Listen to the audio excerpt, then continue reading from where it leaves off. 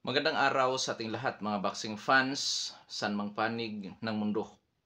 Ang labanan o bakbakan na ating tatalakayin ngayon, ito po ay sa pagitan ni Alberto Puelo at Sandor Martin.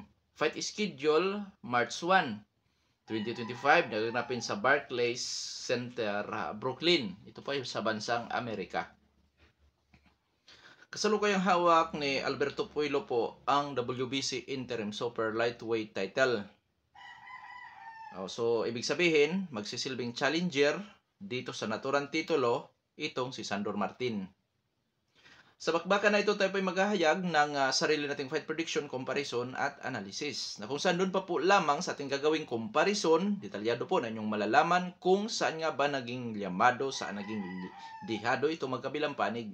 At inaanyayahan ko rin po kayo na panuorin ang kabuhang video at sa ganun makakuha kayo ng mga basihan, idea sa inyong pipiliin na sa tingin po ninyo ay may malaking tsansa sa pagkapanalo dito po sa naturang suntukan. Pwede niyo maging basihan ng ating comparison, ang ating prediction at ang buong video which is kasama na doon ang ating fight analysis. Mga idol, nasa inyo po ang huling desisyon. Oo, kung papabor kayo sa aking prediction, nasa inyo po yun. So ngayon, bago naman natin ito simulan, para po sa mga boxing fans na bago pa po lamang napadpad dito sa ating munting channel, inanyahan ko po kayo na sana supportan po sa pamamagitan po ng pag-subscribe, like, and share. At para po sa mga boxing fans na walang sawa na sumuporta, sumubaybay dito sa ating munting channel, tapos puso po nagpapasalamat sa inyong lahat. Wala po nung sports PH kung wala rin po kayo mga idol. Kaya naman, hindi na natin ito patagalin pa. Simulan na natin. Alamin na natin ang mga background dito sa magkabilang panig.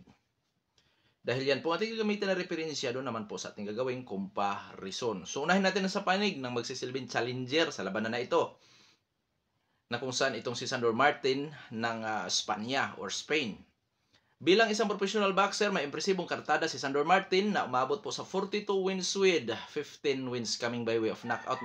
May 3 talo at wala pang naitalang tabla. So sa kanyang 3 pagkatalo, sa puntusan lamang ito natatalo mga idol. May edad na 31 anyos at ang height 5 foot and 7.5 inches. South po ang kanyang stance, knockout ratio 35.71%. Last fight, December 16, 2023, nakasagupa si Mohamed El Marconchi, na kung saan panalo by 3rd round knockout si Sandor Martin. So ngayon mga idol, dadako naman tayo sa kanyang karanasan o eksperyensya sa mga labanan. So, magngalan tayo ng ilang individual na kung saan, para sa akin, nakapagbibigay ito sa kanya ng magandang karanasan. At nangunguna doon si Mikey Garcia ng Mexico. Na kung saan mga idol, walang nag-aakala na mananalo itong si Sandor Martin kay Mikey Garcia. Dahil alam naman natin si Garcia. Siya po ay 3 division or 4 division world champion. Oo, napagtatalo lang sa welterweight division. At yun nga, nakasagupa ni Martin itong si Garcia at tinalo. Sanhi din ng pagretiro nitong si Mikey Garcia dito po sa professional boxing.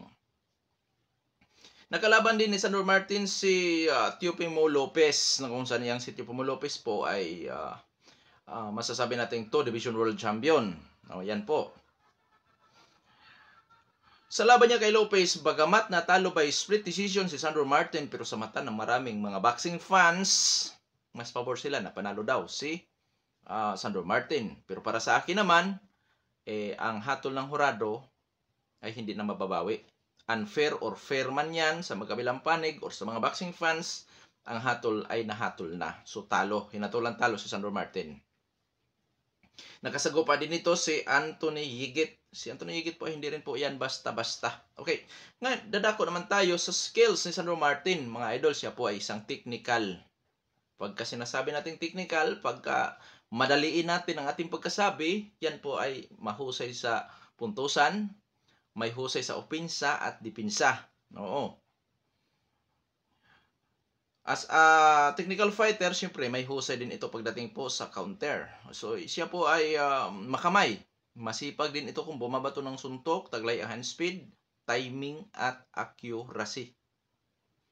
Pagdating naman sa durability of tibay ng boxing hirong ito, so mga idol, alam naman natin si Mikey Garcia at Teofimo Lopez.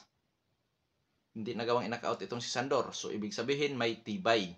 Pagka sinasabi naman natin may tibay, hindi sa lahat ng pagkakataon. Nagkataon lamang na nadala niya. ang kanyang tibay or nakaya niya ang suntok ng kanyang katunggali. So ngayon, sa panig naman itong taga Dominican Republic na si Alberto Puelo, bilang isang professional boxer, may impresibong kartada naman ito. 23 wins with 10 wins coming by way of knockout, undefeated. Kasalukuyang hawak ang WBC interim, may edad na 30 anyos at ang height 5 foot and 9 inches, reach 71 inches. Southpaw rin. May knockout ratio na 43.48%.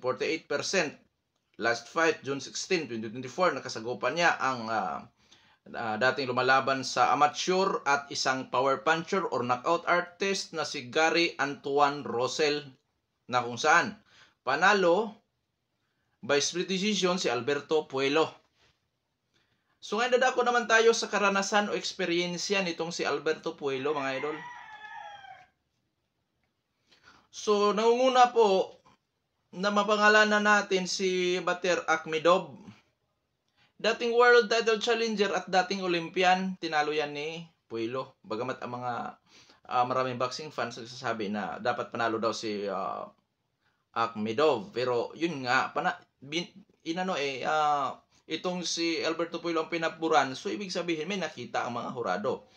Idagdag na rin natin si Francisco Contreras, Christian Rafael Correa at Gary Antoine Russell, na kung saan doon nasubok ang tibay ni Alberto Puelo dahil 100% ang knockout ratio ni Russell noong pong sila ay magkakaharap noong June 16, 2024. So sa skills ng Alberto Puelo, technical din po ito kung lumalaban. Oo.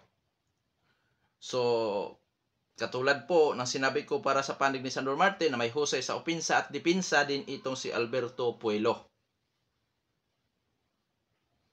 At sa tibay, so kung ikumpara kay Sandor Martin, mas tis din si Martin ikumpara kay Puelo. Kasi nga si Gary Antoine Russell pa lang naman ang masasabi nating matindi po talaga na nakasagupa or kasama na doon si Batir Akhmedov na nakasagupa nitong si Alberto Puelo. So may tibay din. Yun nga, hindi sa lahat ng pagkakataon yung tibay, may tibay na salita. Kasi iba yung matibay sa may tibay lamang. So ngayon dadako na tayo sa ating comparison. So ngayon mga idol, sa panig na pagdadausan ng labanan, which is sa bansang Amerika, parehong dayo ang dalawang maglalaban. So ibig sabihin, nasa neutral ground po ang dalawang maglalaban. So sa labanan na ito, magsisilbing challenger si Martin. So ibig sabihin, advantage ni Alberto Puelo yan. Kasi nga, maraming pribilehiyo ang kampyon ikumpara sa challenger. So sa edad, pareho na sa prime, which is 30 anyos. Itong si Puelo, 31 anyos si Sandor Martin. Ngayon, sa height, reach, power. Sa height po, mas matangkad si Puelo ng 1.5 inches. 1.5 inches lang ang diferensya. So, konting diferensya lang. Ngunit sa reach mga idol, medyo malayo. Oo. Siguro nasa mga 3 inches ang diferensya. Parehong south po. Ngayon, pagdating sa power, ang knockout ratio ni Puelo ay umaabot sa 43%, samantalang si Martin is 35%. So, parehong hindi kilalang knockout artist itong dalawang maglalaban. Pero, power at comparison tayo ngayon. So, ibig sabihin may kalamangan sa height, reach at power si Puelo. So ngayon sa activity, para sa akin si Sandor Martin mga idol ay inactive at nung sinuri naman natin sa BoxRec, ang kanyang status po talaga ay inactive. So mga ilang buwan ba ang kanyang inactivity? So last fight nito December 16, 2023. So nag-isang taon noong last December 2024. So anong buwan na tayo ngayon? So isang taon mahigit na hindi napapalaban si Sandor Martin. So mga idol, ang masasabi ko dyan, disadvantage para kay Martin ang kanyang inactivity. Bakit? Di malayo na ito po ay pinasok sa tinatawag natin na ring rust. Ano ba ang maapektuhan pagka ang isang boksingero o ang isang atleta bunga ng matagal-tagal na pagkatingga hindi napapalaban? Ano ba ang maapektuhan doon? Ang maapektuhan doon mga idol ay ang galaw, pwedeng babagal, ang stamina, at syempre mga idol, yung kanyang yung manibago ka. Oo, siyempre manibago ka doon dahil matagal nga na hindi ka napapalaban. So, yun ang problema pag pinasok sa ring rust. Galaw, power, stamina, apektado. Sana walang ganon itong si Sandor Martin. Dahil major po yan. Para kang tumanda niyan, mga idol, pagka ganon, pag pinasok ka sa ring rust. Para kang nalipasan sa prime. Ganyan ang problema doon. So, disadvantage kay Sandro Martin yan ngayon. Sa experience niya, kung sa pro fights lamang sa uri ng nakalaban si Sandro Martin, Mikey Garcia ba naman at si Tipemo Lopez ang kanyang mga nakasagupa. Pero hindi rin po basta-basta napag-iiwanan si Puelo dahil yung makasagupa niya si Gary Antoine Rosell at itong si Bater at Akhmedov na kung saan iyan ay dating Olympian si Akhmedov, dating world title challenger. So masasabi nating okay, nandito kasi tayo sa comparison. So 55-45 in favor of Sandor Martin pagdating po sa experience niya. Sa skills 50-50. So ngayon mga idol, kung tanungin niyo ako sinong Llamado, Llamado po sa Alberto Puelo dito. 55-45. Oo, para sa akin 55-45 in favor of Alberto Puelo. Kuya Dong Sports, bakit dikit lamang ang iyong comparison? Ang sagot ko po dyan dahil sa eksperyensya na taglay ni Sandor Martin. At syempre, hindi rin po matatawaran ang skills ng boksingerong ito. No, hindi matatawaran. Labanan ito ngayon ng technical fighter. Ano ang posibleng mangyayari sa laban? So, ang posibleng mangyayari sa laban dyan mga idol, sa puntusan kung sino po ang may magandang strategy sa labanan na yan. Ubra ba ang height and disadvantage? Power, activities, itong si Puelo? O baka siya ngayon dito na makatikim ng kanunang talo sa kanyang kabuhang boxing, professional boxing career. So, ganyan po. So, ngayon, nasabi ko na Llamado si Puelo dito ng 5%. So, close lang. 55-45, close lang yan. So, may laban dito si Sandor Martin. Ngayon, dadako na tayo sa ating prediction sa laban. Alberto Puelo by unanimous decision, split decision, majority decision. Sa madaling salita, Alberto Puelo by decision. At dahil sa inactive itong kanyang katunggali at may kalamangan naman siya sa power, so posible din na makuha ni Alberto Puelo ang pag-knockout kay Sandor Martin. Oo, siguro later rounds dahil parang technical fighter kasi itong mga idol. So later rounds, posibleng mapagod si Sandor Martin. Yung sinasabi ko nga kaninang disadvantage nito, yung kanyang inactivities. So yun po ang magiging posibleng problema niya sa later rounds. Baka kapusin siya sa hangin dyan at sanhi ng kanyang pagkatalo by stoppage or technical knockout or knockout mismo sa labanan na yan. Oo. Ngayon, dahil sa ating comparison ay 55-45 lang din naman. So, gamit ang experience ni Sandor Martin, syempre yung kanyang skills, na kung saan taglay din ito ang husay sa puntusan, hand speed. Mga idol, sa panig din ni Sandor Martin, posible din ito manalo sa pamamagitan po ng decision din. At kahit sa knockout, dahil dito sa boxing mga idol, this is boxing, sabi nga, this is boxing, anything can happen. Hindi porkit labanan ito ng mga technical fighter ay walang tendency na mawi sa knockoutan ang labanan. Hindi po. May mga pagkakataon din na nauwi sa knockoutan ang isang suntukan ng mga technical fighter. Dahil sa isang suntok lang, pag nakapuro yan, makasulid yan, alam na ang mangyayari sa kasusunod niyan.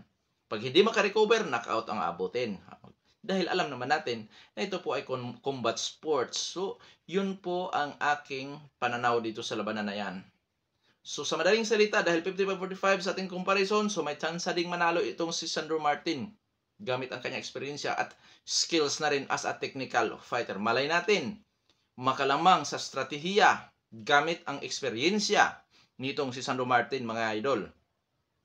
Kasi nga hindi rin po matatawaran talaga ang galaw nito. Tandaan natin, tinalo nito si Mikey Garcia. Tandaan natin na natalo man ito kay Tipemo Lopez pero halos kontrobersyal pa.